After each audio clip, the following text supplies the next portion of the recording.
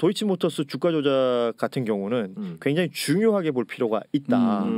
권오수 도이치모터스 회장 관련해서 재판은 진행되고 있는 것이고 당시에 같이 그 주가 조작에 참여했던 사람들의 약식 기소됐던 부분들이 이거 다시 한번 들여다봐야 된다고 재판부에서 판단한 바가 있지 않습니까? 네. 결과적으로 거기에 혐의가 뭔가 다 있다라는 것이고 그 혐의는 검찰에서 올려준 그대로만 볼 것이 아니라 법적으로 따져봤을 때 문제가 있는 부분 지적을 해야 된다는 건데 이 모든 것에 이 김건희 씨가 빠져 있다는 거예요.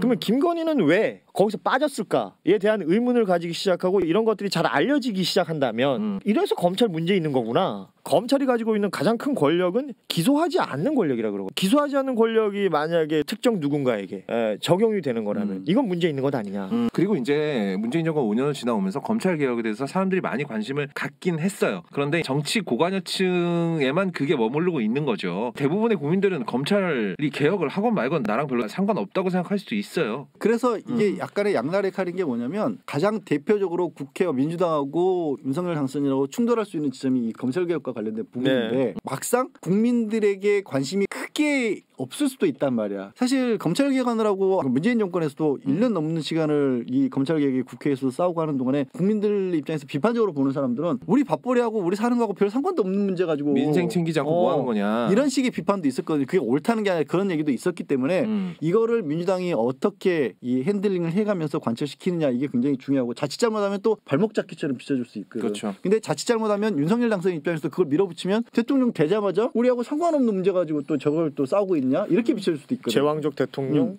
혹은 검찰적 대통령 그렇게 비칠 수도 뉘앙스가 보이는 거죠. 거기에 중요한 역할을 할 게 도이치모터 사건이 하나의 변수, 변곡점이 될 거라는 게 고인진 평론가 얘기인데 동의해요. 오랫동안 대응해 보신 분들은 저희가 여러 번 반복했지만 이 도이치모터 사건을 어떻게 빠져나갈지가 너무 궁금해요. 빠져나가려고 하긴 할 거야 틀림없이. 빠져나가겠지 당연히. 현준이가 오늘 아침에 기사 올려준 게 그거지. 제키 스타일로 빠져나가려나? 제키 영화 봤어요 혹시? 영화도 있죠. 나탈리 포트만이 주연한 영화 있어요. 그러니까 실제 제키에 네. 대한 이야기 실화를 바탕으로 한 영화가 있어요. 거기서 보면은 남편 암살당하고 재벌이랑 재혼하잖아요.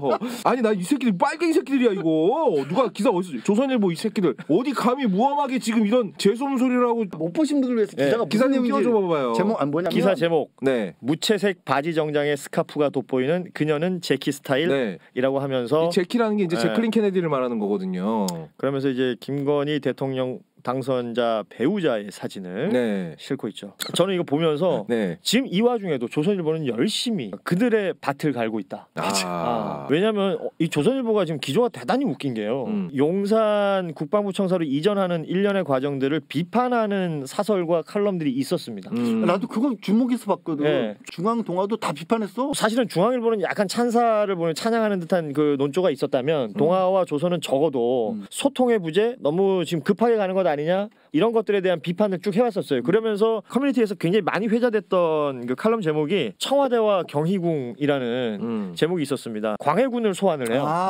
그러니까 이 광해군이 조선시대에 그 임진왜란 이후에 왕권을 잡고 뭐 실리 외교를 한다든지 대동제를 실시한다든지 여러 가지로 호평을 받았으나 지금 오늘날 민심의 지탄을 받은 광해군이 된 이유 중에 하나가 바로 이 토목공사였다. 경희궁을 짓는다고 그 사람들 막 괴롭히고 했던 이 일련의 과정들을 쭉 써놓으면서 청와대가 용산으로 가야 되는지에 대해서 설명이 제대로 안 돼 있고 졸속으로 된다면 그런 것들을 눈여겨봐야 된다라고 하면서 우회적으로 직접적으로 이 윤석열 당선자에 대한 어떤 비판 기사를 실었던 조선일보가 굉장히 센 거지 이거는. 오늘 아침 사설은 완전히 톤이 바뀌었어요. 문재인 대통령이 안보를 뭘 안다고 안보 운운하냐 이런 식으로 얘기를 하면서 이 안보는 문제가 안 되고 그 지금 집무실 이전을 막는 것 자체가 목리를 부리는 것이다라는 논조로 기사를 실었거든요.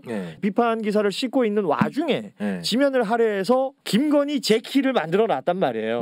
그러니까 그들은 열심히 일을 하고 있다. 지금 그러니까 이 보수 언론들의 어떤 논조를 좀 잘 볼 필요가 있다. 그리고 논조뿐만 아니라 사실은 이런 가십들이 일반적인 독자들한테 더 전파되는 속도가 빠릅니다. 아 맞아요. 그거 무시할 수 없죠. 이런 것들을 동시다발로 이렇게 열심히 작업하고 있다는 것이 오늘도 난 느껴지더라. 주위에서 큰 이슈들 저희가 뭐 다루고 있던 용산 이전 문제라든가 아니면 민주당 비대위 문제라든가 검찰개혁 법안 문제라든가 이런 것들보다도 제키 스타일에 사실은 머릿속에 더 꽂히는데 그런 것들을 너무 얄밉게도 똑똑하게 하고 있다 이 얘기를